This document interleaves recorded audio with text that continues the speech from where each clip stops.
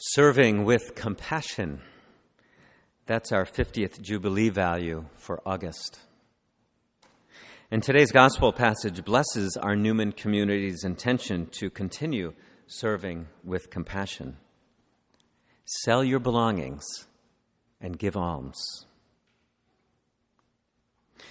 We also celebrate the feast of our brother St. Dominic today, who sold everything he owned, including his beloved books.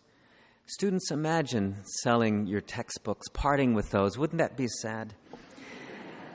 But you could get a lot of money. Well, I don't know. They cost you a lot of money. I don't know how much you can get. And gave the money.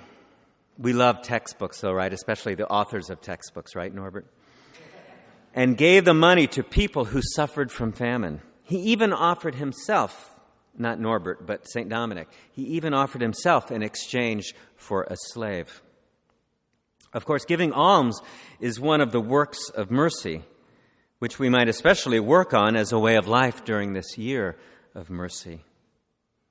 Give alms, feed the hungry, shelter the homeless, provide clothing, visit the sick and imprisoned, bury the dead, instruct, advise, console, comfort, forgive, patiently bear wrongs. St. Dominic was a great practitioner of the works of mercy, both corporal and spiritual. He provided for people's physical needs, and he also instructed, advised, consoled, comforted, forgave, and patiently bore wrongs, especially the wrongs done him by his Dominican brothers, I'm sure. They say his compassion was so great that he wept for sinners. I've just returned from a country that celebrates compassion and mercy. Half of Bosnia's people identify as Muslim, inheritors of that great religion whose scriptures mention compassion more than any other word. All but one of the Quran's 114 chapters begin in the name of God, the compassionate, the merciful. Bosnians are still traumatized by the war they experienced over 20 years ago, a war initiated by Christians from within Bosnia and without. Christian terrorists whose leaders fanned the flames of their fear of Muslims, leading to nothing less than genocide. This religion of violence called Christianity actually teaches war and vengeance. Today's first reading triumphantly says, "Your people await the salvation of the just and the destruction of their foes."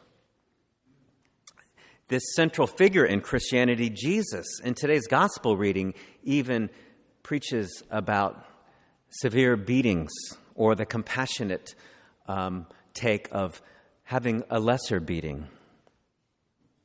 We were accompanied during our trip by an imam who founded the Center for Peace Building.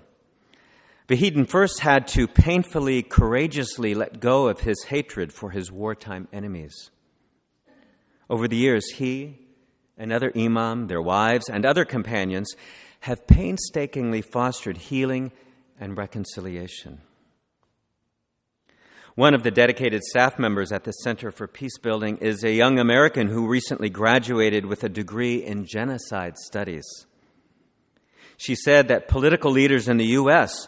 are currently saying some of the same things about Muslims that led to genocide in Bosnia.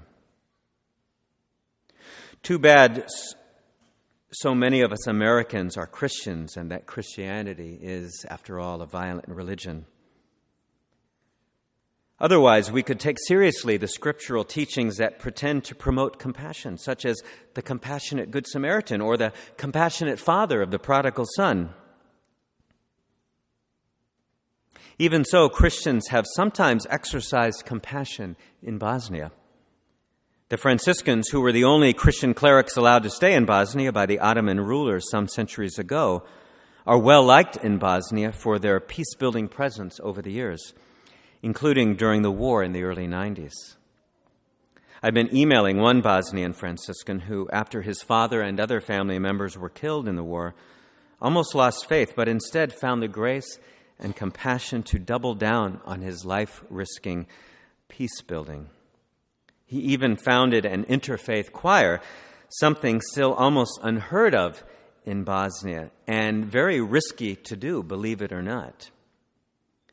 Vahidin has worked with him, and the Center for Peace Building has also started an interfaith choir, Harmonia, and we sang with them during our trip.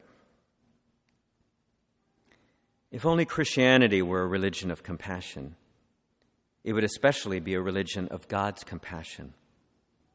God's compassion would be seen as so great that he reached out through the life, death, and raising up of Jesus Christ, the compassion of God made flesh.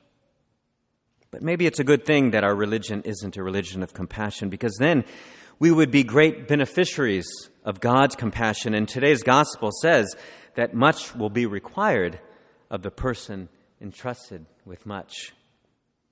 We wouldn't want to have that responsibility. Still, our Newman community could continue to be heretical and practice the value of serving with compassion. Compassion for the poor, the sick and imprisoned, those who need consolation and comfort, maybe even Muslims in our midst.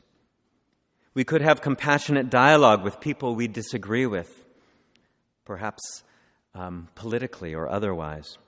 We could even have compassion for Christian extremists, for leaders speaking against Muslims.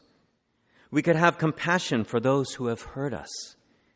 We could even try to have compassion for ourselves.